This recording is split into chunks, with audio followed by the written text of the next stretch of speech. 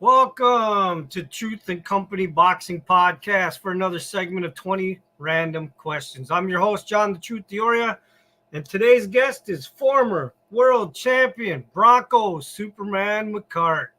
How you doing, Bronco? Man, doing fantastic. Thanks for having me on.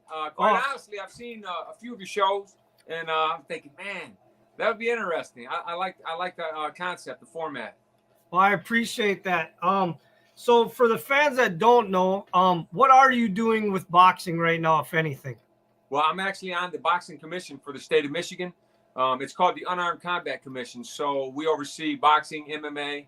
Eventually, Muay Thai is going to make its way here to Michigan. And I've been on the commission since 2014 when I retired. Okay, but you're not like hanging out in gyms. You're not training. You're not coaching. You're not doing anything like that. No, I mean, we have a local gym here that I do periodically go down to, one day, lately 1-2 days a week, try to work with some of the kids. But overall, no, I'm not really actively involved in that on a regular basis. Okay, now before we get to the 20 random questions, I got to clear this up for myself and for the fans. It's a non-boxing question. It's actually a football question. All right. Now, you are from Michigan, where the Detroit Lions are. I've seen you in several photos wearing Green Bay Packer jerseys. What's up with that? Oh, man, it's by proxy. I'm a Green Bay guy. It's by proxy. I'm not really a Green Bay fan, and quite honestly, I'm going to be real about it when it comes to football. Really, any other sport besides boxing. I'm not really a fan of any team, so to speak. I'm more a fan of players. There's certain players throughout the league, throughout the history, that I really, kind of follow and root for. I don't care what team they're on. But obviously the Lions are doing pretty well this year. Would love to see, them, make the playoffs and possibly advance in the playoffs. Don't know how real that is, but, so yeah. Okay, well, I was just checking because I don't know if you can tell, but I'm wearing a Green Bay Packer jersey for a reason. I'm a Green Bay Packer fan. And I was like, I was Bronco from Michigan, and this guy's claiming, wearing Packer jerseys, because that doesn't cut it in Detroit, man. They'll put you in a ditch somewhere to catch you wearing a Green Bay jersey. Oh, that's great. That's great. They only leave you alone because they know you can fight. Right. Those that do. All right, you ready for these random 20 questions? I am. All right, question 1. How did you get involved in the sport of boxing? Well, my dad was an amateur boxing coach when I was a kid. All my uncles all fought and won Golden Glove championships. My dad, my 4 uncles. And I was kind of, at that point in my life, I was like 14. I was running around with a real bad group of guys.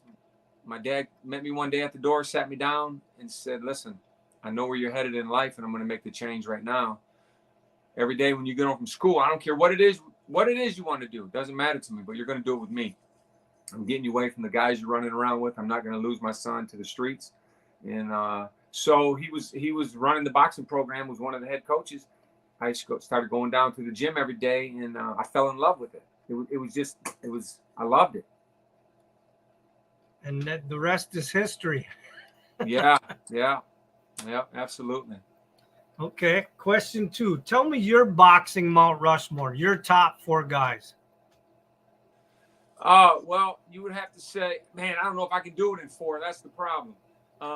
Obviously, Muhammad Ali and Sugar Ray Robinson, 1 and 2, either way. Doesn't matter which way you put them on there for me. Joe Louis has to make that list. Sugar Ray Leonard, but I also love Tommy Hearns, Marvin Hagler, and James Lights Out Tony. And I could go on further and further, but James Tony for me would have to be on my Mount Rushmore, just for the simple fact that, number 1, he was a great fighter, an amazing fighter. And number 2, he took me under his wing and treated me like a brother. You know, that guy treated me like family and gave me a lot of really good opportunities to fight in some of his major undercards, just so I could be seen throughout the, you know, national boxing scene. And so love James Toney. But those that would be my Mount Rushmore. Like I said, I knew I did about 6. I couldn't just do 4. Well, it's your Mount Rushmore, so. Yeah. Tommy Hearns, man, love that guy too. All right, question 3. Do you have any hobbies outside the sport of boxing? I love to play golf. This summer I played more probably this summer than I have the last 2 or 3 summers combined. I made it a point. I said I'm going to play as much golf as it presents itself to me this year.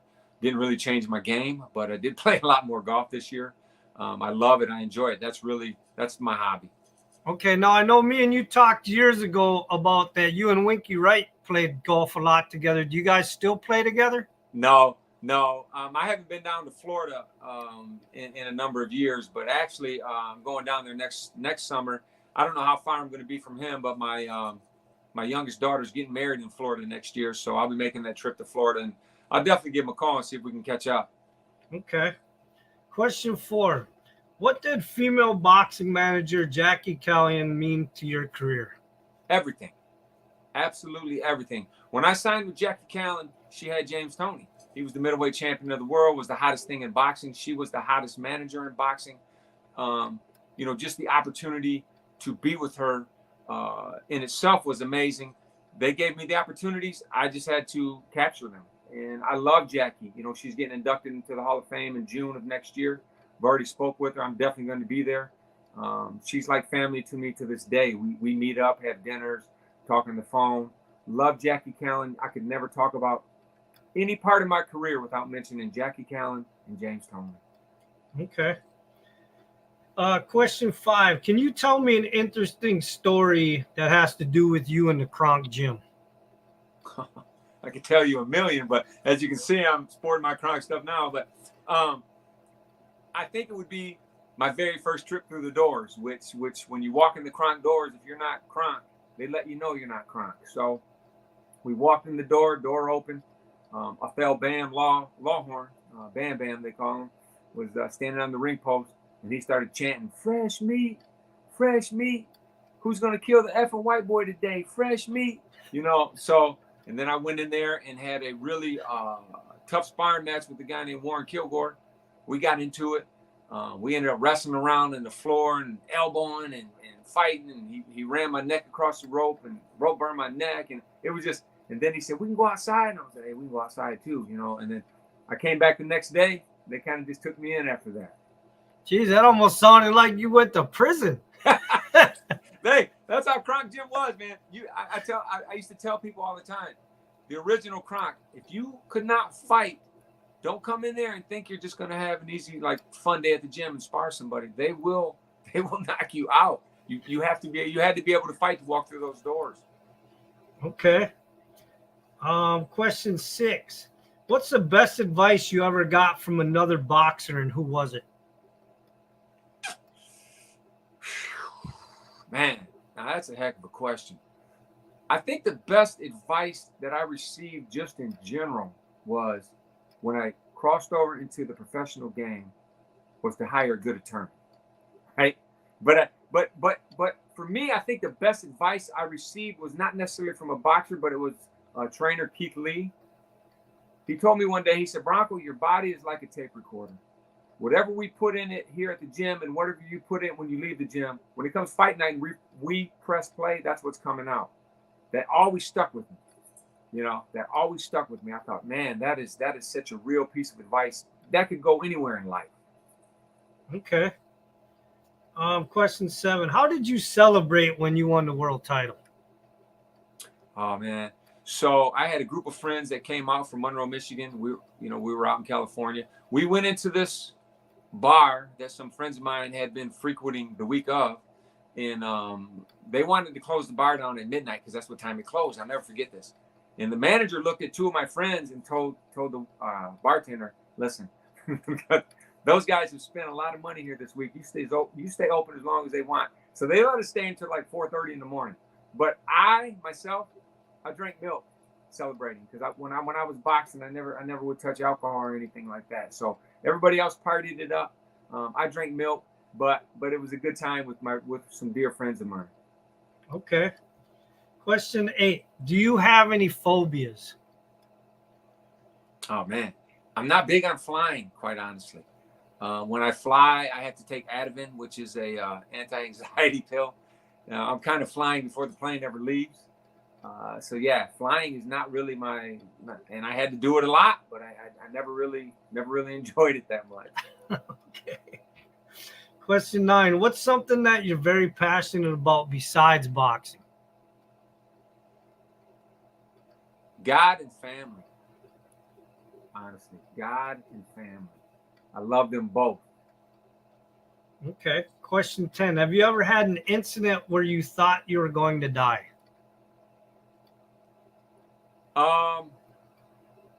Yeah, a couple actually. I mean, not to where I was like laying on a deathbed or anything, but I was in situations where I thought, yeah, this could be it.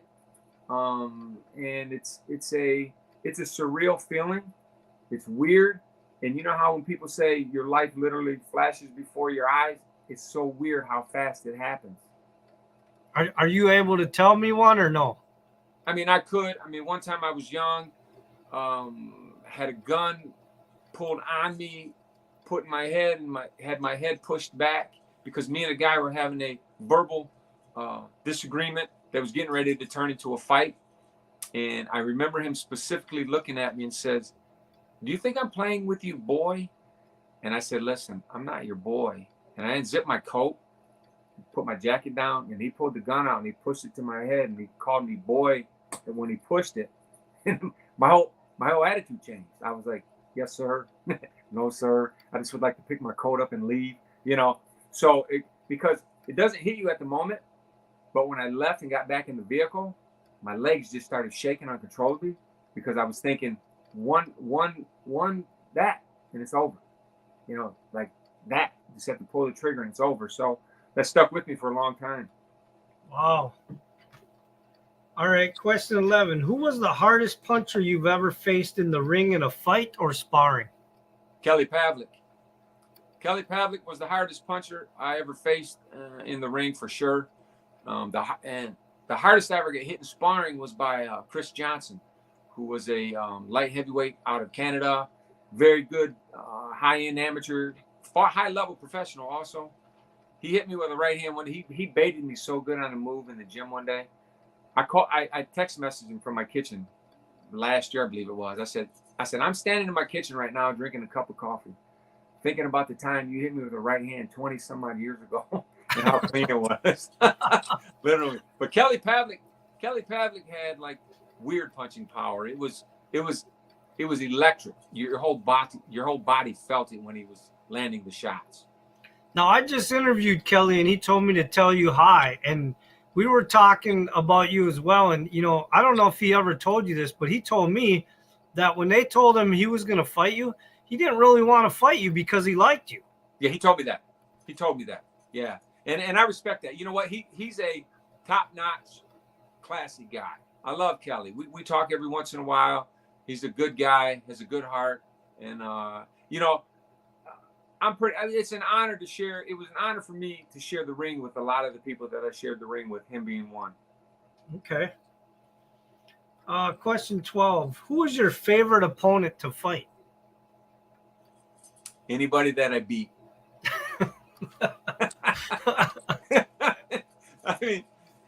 I don't know that I necessarily had a favorite opponent to fight. Honestly, my answer would be anybody that I beat. They'll always go down as my favorite. Of course, I enjoyed sharing the ring with Winky, but we did it 3 times, so I guess I know him better than anybody that I ever fought. So that would probably be him, probably Winky. Okay, question 13. If you didn't become a boxer, what profession do you think you would have been in?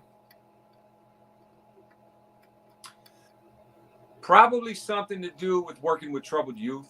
Some kind of counselor, social worker, something like that. Something, trying to help youth get their lives straight and make sure they don't end up lost to the streets. Okay. Question 14. If the mayor of your city was willing to name something after you, what would you want named after you in the city? You know, I would love for a street to be named after me in my city, but it would have to be in a specific part of the town, which is the Lower East Side where I grew up. I wouldn't want a street anywhere else but in the East Side where I grew up, because that was you know, it was a tough neighborhood, and we were always growing up. We were always looked down on from being from that part of town, and I love that part of town. I love the people in that part of town. They've been the realest to me through my whole life and my whole career, and I would love to have a street named for me in the East Side of Monroe. I wouldn't accept it anywhere else. Not the I hope that doesn't sound crazy or disrespectful, but it would have to be in the East Side. No, that makes sense. All right, question 15. What is a pet peeve that you have? You know what? You know a pet peeve for me. I'll tell you a pet peeve for me. It makes me nuts. Is when like people when you're sitting either in a parking lot or something to turn out into traffic, and people pull up and block the entrance to the parking lot. You should always be before or after. Don't block the entrance. It makes me crazy because I think, man, are you that like inconsiderate or impatient that you block the dang lane for people to turn in and out of? That makes me crazy. Like that would give me some serious road rage. I know exactly what you're talking I'm about. like, man, just move forward or stay backwards. What the heck? All right, question 16. If you could hold any record in the Guinness Book of World Records, what record would you want to hold? Man, that's most money made in one day. Okay. Question 17. Do you collect anything? I don't.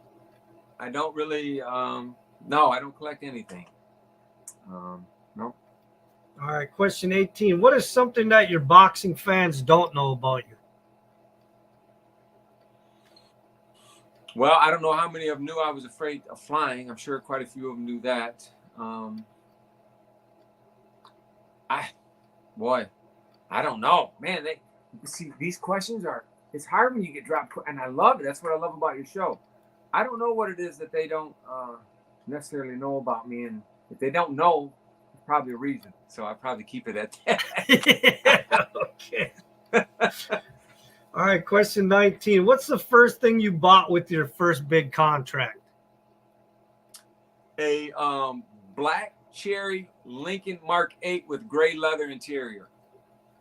I went to buy a Ford Bronco, or not a Bronco. I'm sorry, the Ford. I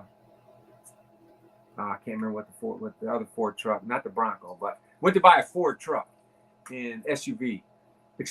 Ford Explorer. Went to buy a Ford Explorer with my uncle, God rest his soul, he's passed on. But we were driving into the parking lot to look at the Explorer, and I saw that Mark 8 Lincoln black cherry, and I said, man, I'm going to test drive that. And at that time, that was the car, like when you hit the gas and you were at 60, it would drop 2 inches for the aerodynamics. So as soon as I hit it, and it dropped, I said, I can go back right now. I turned back around, and that's what I went back and bought. It would make sense though, like you said by mistake the Bronco, but I could see you buying a Bronco. That would make sense. That might be my next vehicle. I don't know. We'll see. All right, question 20. If you died tomorrow, what would you want your fans, your friends, and your family to say about you? Oh man, the first and most important thing I would want them to say is, man, that he loved his children. That he loved his children more than he loved his own life. That would be number one. I would want them to know that about me. That I love my family, you know, and that I love God and Jesus. And if they love him too, they can see me again someday. That's what I would want them to say about me. Nice. Well, listen, I appreciate you taking time, man, to come on and do the 20 random questions. If you got anything, any shout outs or just anything you want to say to the fans, go ahead. Oh, I just want to say to the people that supported me throughout the years, thank you so much. I always try to do my best and give my best back to the fans. For those that support me locally here, the way I've given back is just to always make myself accessible and be at everything that I can when I'm available. Boxing is a great sport. It's been very good to me. Just want to say thank you to everybody watching your show. Thank you personally for taking the time to ask me the 20 questions. I thought I'd be prepared. I was thinking all kinds of questions you might throw at me, and you didn't throw any of them at me. So you really got me on that, which is good. So I appreciate it. Appreciate the time. Thank you very much. All right, and hold on. And the truth has spoken.